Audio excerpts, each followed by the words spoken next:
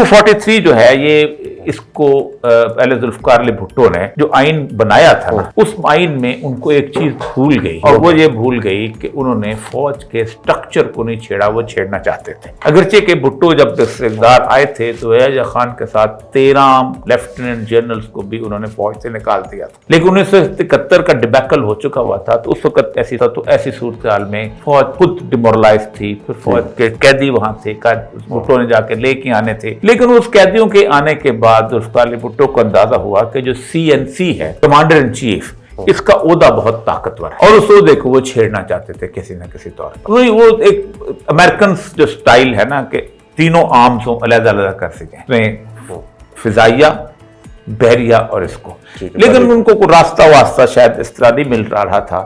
तो उससे जुल्फ़िकार अली भुट्टो के जो सबसे कॉन्फिडेंटेड जर्नल थे वो जनरल टिक्का खान थे। अच्छा, जनरल टिक्का खान ईस्ट पाकिस्तान में भी थे, उनको वहां बुचर कहा जाता है।